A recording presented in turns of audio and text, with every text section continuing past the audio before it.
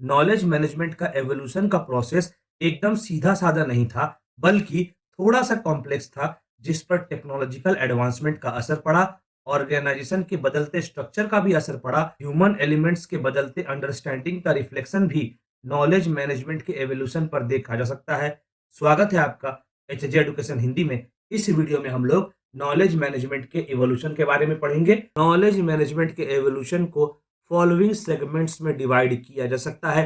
पहला, the dawn of knowledge, pre industrial roots. भले ही नॉलेज मैनेजमेंट का शब्द काफी नया है, पर नॉलेज मैनेजमेंट के प्रिंसिपल्स, सिद्धांत जमाने पहले से प्रैक्टिस किए जा रहे हैं। एंशियंट सिविलाइजेशन से भी, प्राचीन सभ्यताओं से भी नॉलेज मैनेजमेंट के अर्ली फॉर्म को ट्रेस किया जा सकता है।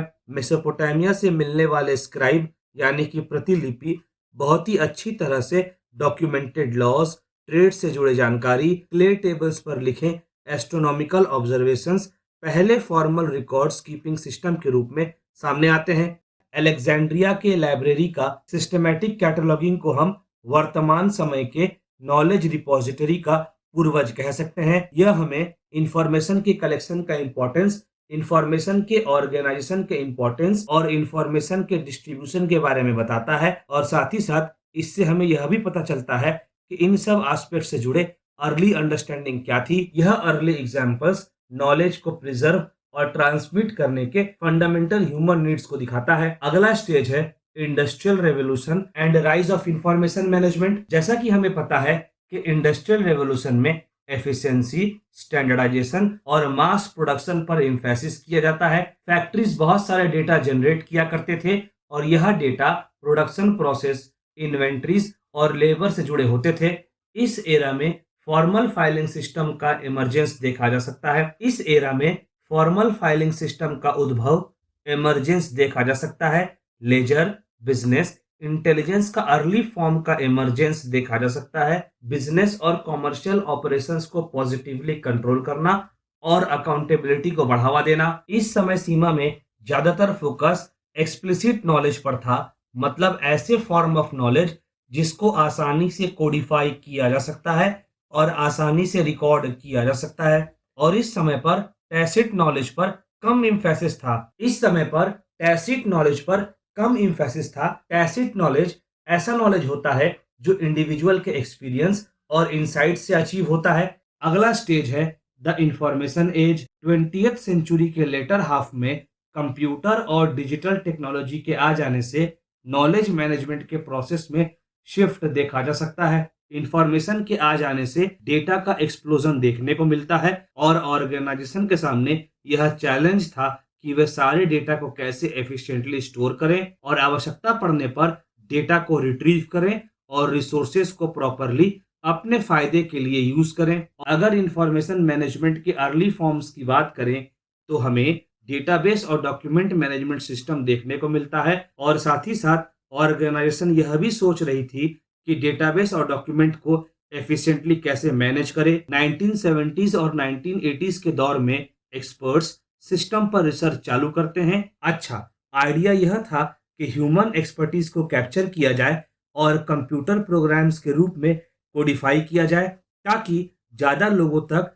इन नॉलेज का एक्सेस हो सके। टैसिट नॉलेज के कॉम्प्लेक्सिटीज की वजह से यह सिस्टम अपने एम्बिशन गोल को अचीव नहीं कर पाया, पर इसने मॉडर्न नॉलेज मैनेजमेंट के लिए ग्राउंड वर्क तैयार कर दिया था। नॉलेज मैनेजमेंट का टर्म अपने आप में 1990s में प्रोमिनेंस गेन करता है।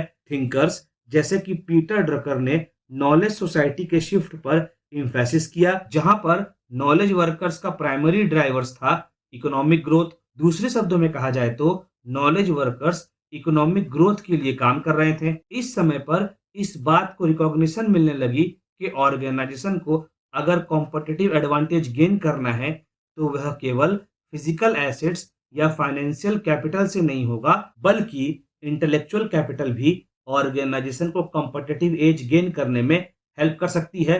इंटेलेक्चुअल कैपिटल एम्प्लॉइज के, प्रोसेसेस के, कस्टमर्स के कलेक्टिव नॉलेज को दिखाता है। अब कंपनीज इंटरनेट पर डिस्कशन फोरम पर, अर्ली कोलैबोरेशन टूल पर इन्वेस्ट करने लगी, जो कि ऑर्गेनाइजेशन को इंटरनल कम्युनिकेशन को फैसिलिटेट करने में हेल्प करता था।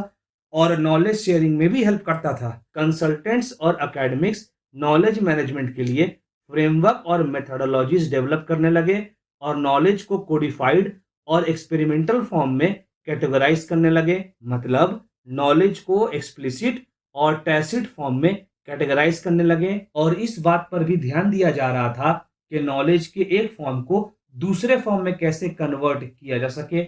मतलब एक्सप्लिसिट नॉलेज को टैसिट नॉलेज में कन्वर्ट किया जा सके या टैसिट नॉलेज को एक्सप्लिसिट नॉलेज में कन्वर्ट किया जा सके। अगला स्टेज है digital revolution and maturation of knowledge management. Early 2000 में टेक्नोलॉजिकल एडवांसमेंट काफी देखा जा सकता है, जिसकी वजह से नॉलेज मैनेजमेंट पर इसका काफी प्रोफाउंड इम्पैक्ट पड़ा। इंटरनेट के एडॉप्शन से, पावरफुल सर्च इंजन के आ जाने से, कंटेंट मैनेजमेंट सिस्टम के आ जाने से पहले की तुलना में इंफॉर्मेशन को एक्सेस करना और आसान हो गया। सोशल मीडिया प्लेटफॉर्म के आ जाने से भी बिजनेस एंटरप्राइज को एक नई दिशा मिली, जिससे इंफॉर्मेशन नॉलेज शेयरिंग और कम्युनिटी बिल्डिंग के लिए नए रास्ते खुल गए। इस समय पर नॉलेज को स्टोर करने से फोकस शिफ्ट होकर नॉलेज के क्रिएशन पर और एक्सचेंज पर शिफ्ट हो गया और इसके लिए प्लेटफॉर्म्स भी रेडी किए जाने लगे, जैसे ऑनलाइन एनसाइक्लोपीडिया, पेज, ब्लॉग्स और आगे चलकर एंटरप्राइज कम्युनिटी टूल भी आ गया, जहां पर लोग,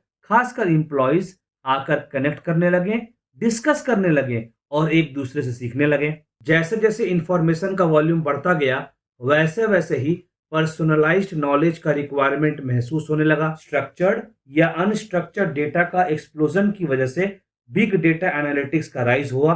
इन सब टूल्स का यूज करके नॉलेज मैनेजमेंट प्रोफेशनल्स नॉलेज में गैप्स को ढूंढने लगते हैं, नॉलेज फ्लो को ट्रैक करते हैं, बड़े बड़े डेटा सेट से इंसाइट निकालते हैं, जिससे प्रोएक्टिव नॉलेज स्ट्रेटजीज बनाया जा सके। Cloud based knowledge management solutions ने ऑर्गेनाइजेशन को नॉलेज से जुड़े इनिशिएटिव को डेवलप करने में हेल्प किया, जिससे बड़े ऑर्गेनाइजेशन को दुनिया भर में फैले अपने टीम के साथ काम करने में आसानी होने लगी। एक्सप्लिसिट नॉलेज मैनेजमेंट के मैच्योरिटी के बाद अब फोकस टैसिट नॉलेज को कैप्चर करने की ओर शिफ्ट हो गया। अब नॉलेज मैनेजमेंट एक स्टैंड अलोन फंक्शन नहीं रहा, बल्कि नॉलेज मैनेजमेंट का प्रोसेस एक कोर बिजनेस प्रोसेस में इंटीग्रेट हो गया। नॉलेज मैनेजमेंट का प्रोसेस एक कोर बिजनेस प्रोसेस के रूप में बिजनेस में इंटीग्रेट होने लग गया था। डिसीजन मेकिंग के लिए, इनोवेशन के लिए, कस्टमर सर्विस के लिए और ऑपरेशनल एफिशिएंसी के लिए भी नॉलेज को एसेंशियल समझा जाने लगा। नॉलेज को सर्विस की तरह कंज्यूम किया जाने लगा। असल में नॉलेज मैनेजमेंट का इवैल्यूएशन एक जर्नी है, जिसमें ह्यूमन इंटेलिजेंस को समझने का प्रयास किया जाता है और ह्यूमन इंटेलिजेंस का लेवरेज लेने का प्रयास किया जाता है और ह्यूमन इंटेलिजेंस से पॉजिटिव फायदे उठाने का प्रयास किया जाता है।